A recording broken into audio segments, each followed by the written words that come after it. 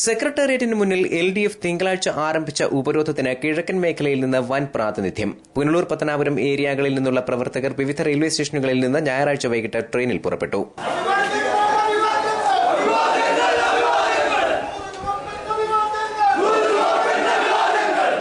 പത്തനാപുരം ഏരിയയിൽ നിന്നുള്ളവർ വൈകിട്ടത്തെ മധുര പാസഞ്ചറിലാണ് പുറപ്പെട്ടത്. അടിയന്തരാവസ്ഥക്കാലത്ത് ജയിൽ ശിക്ഷ അനുഭവിച്ചിട്ടുള്ള 89-കാരൻ ചെമ്പനരുവി സ്വദേശി നീലാംബരനാണ് പത്തനാപുരം ഏരിയയുടെ സമരനായകൻ. ഈ സമരം ന്യായമായ എല്ലാ കാര്യവും വിജയിക്കുന്നതിന് വേണ്ടി ജീവൻ പണയം വെച്ചാലും ആവേശപരമായി പോകുക, പാർട്ടിയുടെ തീരുമാനങ്ങൾ നടപ്പാക്കുക.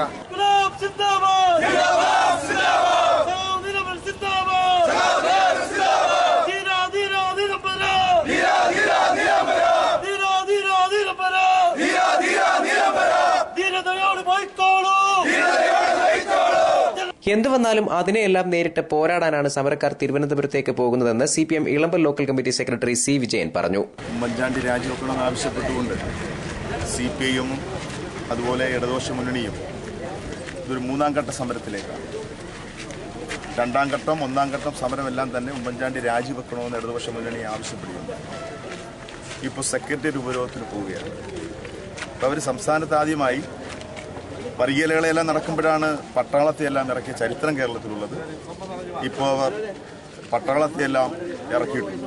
അപ്പോൾ പട്ടാളമൊന്നും ഞങ്ങൾക്ക് പ്രശ്നമല്ല എന്ന് പറയുമ്പോൾ ഒരുപാട് പോരാട്ടം നടത്തിയ പട്ടാളവും പോലീസുമായി എല്ലാം ഏറ്റുമുട്ടി ഉണ്ടായതാണ് ഇന്ത്യയിലെ കമ്മ്യൂണിസ്റ്റ് പാർട്ടിയും CPI.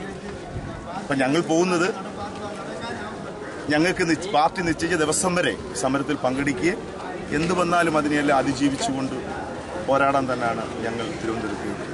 പുനലൂർ ഏരിയയുടെ പരിധിയിലുള്ള സമരഭടന്മാർ വൈകുന്നേരത്തെ ആവേശകരമായ പ്രകടനത്തോടെയാണ് യാത്ര പുറപ്പെട്ടത്.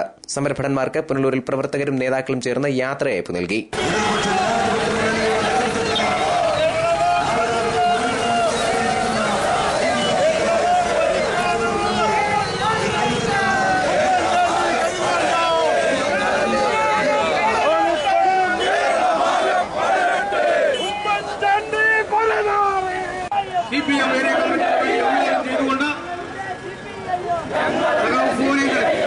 ലോക ചരിത്രത്തിൽ തന്നെ ജനകീയ സമരങ്ങളെ അധികാരികൾ അടിച്ചമർത്തിയ അനുഭവം ഉണ്ടായിട്ടില്ലെന്ന് CPM Punalur area secretary MA Rajagopal പറഞ്ഞു.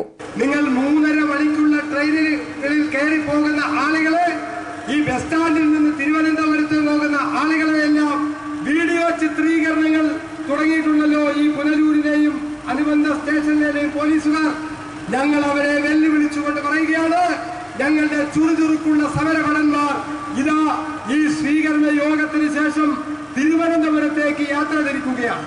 സഖാക്കളെ, നമുക്കെല്ലാം അറിയാവുന്നതുപോലെ കേരളം തിരുവനന്തപുരത്തേക്ക് വന്നുകൊണ്ടിരിക്കുകയാണ്.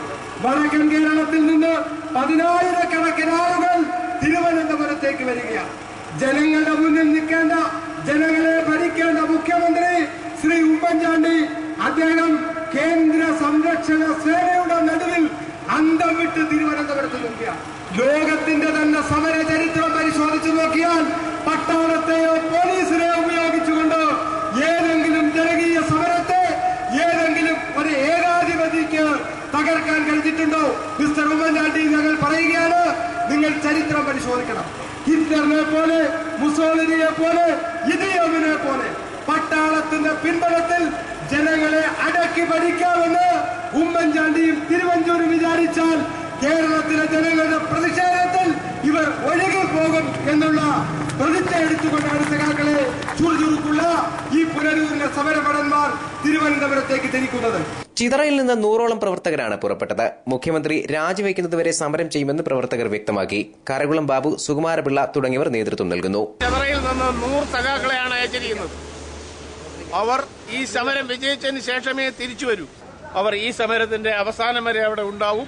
ചടയമംഗലം ഏരിയയിൽ നിന്ന് CPM ജില്ലാ സെക്രട്ടേറിയറ്റ് അംഗം D. രാജപ്പൻ നായരുടെ നേതൃത്വത്തിൽ 100ഓളം പ്രവർത്തകരാണ് ഉപരോധത്തിൽ പങ്കെടുക്കുന്നത്. പ്രാദേശിക പാർട്ടി ഘടകങ്ങളുടെ നേതാക്കന്മാർ തത്കാലം സമരത്തിൽ പങ്കാളികളാകുന്നില്ല. ലോക്കൽ ഏരിയ ജില്ലാ സെക്രട്ടറിമാർ അടുത്ത ദിവസങ്ങളിലെ സമരഭടന്മാരെ ക്രമീകരിക്കുന്നതിനും സംഘടനാപരമായ അടിയന്തര സാഹചര്യങ്ങൾ നേരിടുന്നതിനുമായി പ്രദേശത്തു തന്നെ തുടരാനാണ് പാർട്ടി നിർദ്ദേശം. News bureau, Punalur, Kadakkal, Chadayamangalam.